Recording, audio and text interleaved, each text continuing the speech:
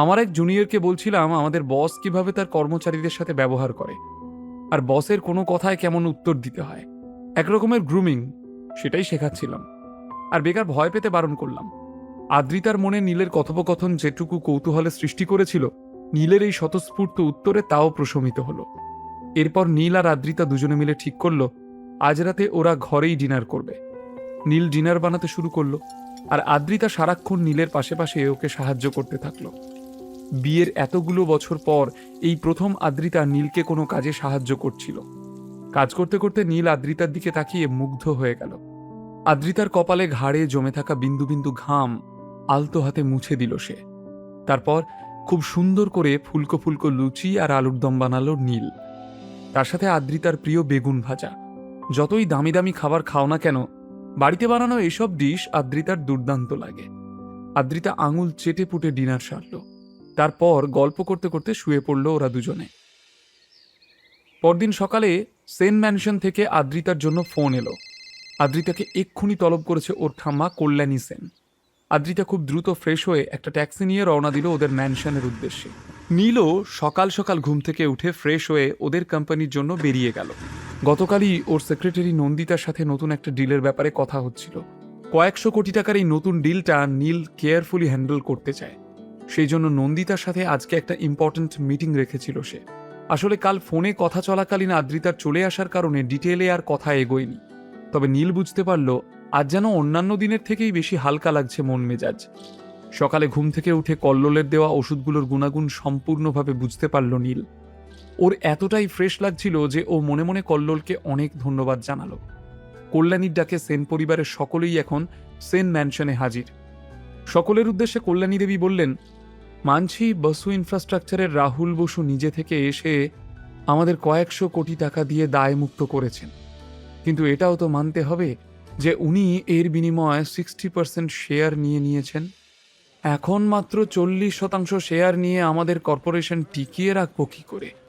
এই নিয়েই আজকে এই মিটিং।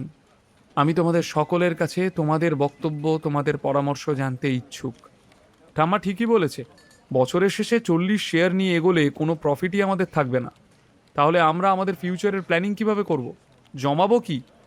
কিন্তু এছাড়া কি আর কোনো অপশন সেদিন আমাদের খোলা ছিল? আমাদের তো কিছু করার ছিল না। সব কিছুতেই প্রোজ অ্যান্ড কনস আছে। আমাদের আবার সব কিছু নতুন করে ভাবতে হবে। পরিবারের সদস্যরা যখন নিজেদের মধ্যে এই বিষয়ে তর্ক করছে, তখন নবীন সেন অর্থাৎ আদ্রিতার কাকা উঠে দাঁড়িয়ে বললেন, মা, আমার একটা প্রস্তাব আছে। যদি তোমরা সবাই মন দিয়ে শোনো তাহলে বলতে পারি। যদি এই আইডিয়াটা ফ্রুটফুল হয় তাহলে সেন কর্পোরেশন আবার নিজের আগের পজিশন ফিরে পাবে বলে আমার বিশ্বাস। কল্যাণী দেবী সম্মতিসূচক ইশারা করলেন। দেখো মা, আমরা অস্বীকার করতে পারবো না যে অবস্থার ফেরে বসু ইনফ্রাস্ট্রাকচারকে 60% শেয়ার আমাদের দিতে হয়েছে। পরিস্থিতি চাপে বাধ্য হয়েই দিতে হয়েছে।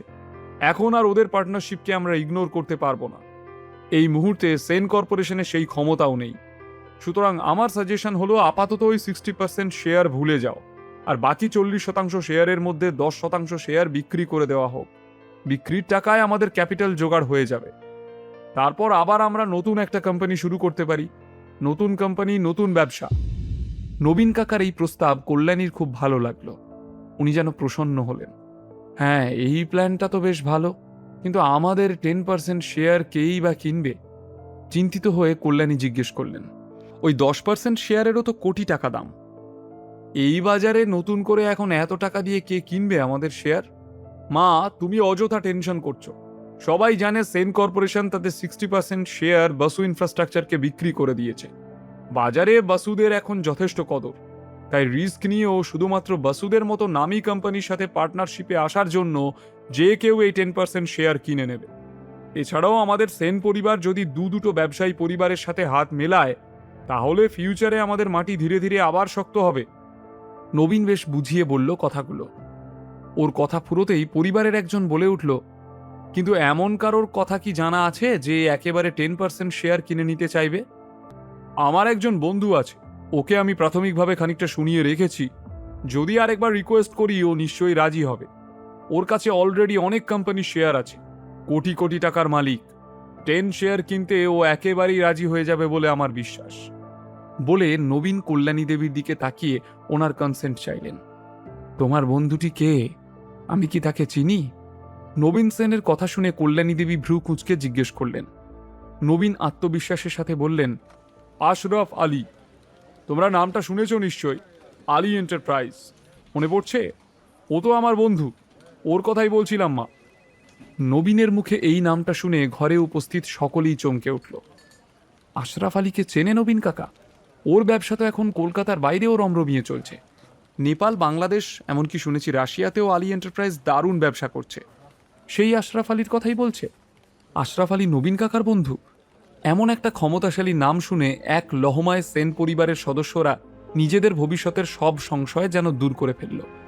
নবীন সেন প্রাউড হয়ে আরও একবার বললেন, আশরাফের কাছে আমাদের কোম্পানি 10% শেয়ার কেনা বাজারে গিয়ে মুড়ি মুড়কি কেনার সমান। ও এক কথার মানুষ। ওর সাথে আমাদের পার্টনারশিপ হলে আমাদের আর পিছন ফিরে তাকাতে হবে না। নবীনের চোখে মুখে স্পষ্ট আত্মবিশ্বাস আর দূরদৃষ্টি ধরা পড়ল। এবার যেন সবাই নবীন সেনের উপর খুবই প্রসন্ন। কিন্তু আদ্রিতার মনে খটকা লাগলো। ওর একবার মনে হলো ঠাম্মাকেও বারণ করবে, এই প্রস্তাব এত সহজে মেনে না নিতে, কিন্তু সাহস হলো না। সদ্য সদ্য প্রফুল্ল মামার কারণে এত কোটি টাকার লোকসান হয়েছে ওদের ফ্যামিলির, তাই আগ বাড়িয়ে কোনো কথা বলার স্পর্ধা আদ্রিতার হলো না। তুমি এক্ষুনি তোমার বন্ধু আশরাফকে ফোন করো, কল্যাণী দেবী দৃঢ় কণ্ঠে নবীন সেনকে হুকুম দিলেন। নবীন অত্যন্ত খুশি হয়ে নিজের ফোন বের করে কেত দেখাতে দেখাতে আশরাফ আলীর নাম্বার ডায়াল করলেন। নিজের গুরুত্ব বাড়ানোর জন্য উনি এবার ফোনটাকে লাউড স্পিকারে রাখলেন।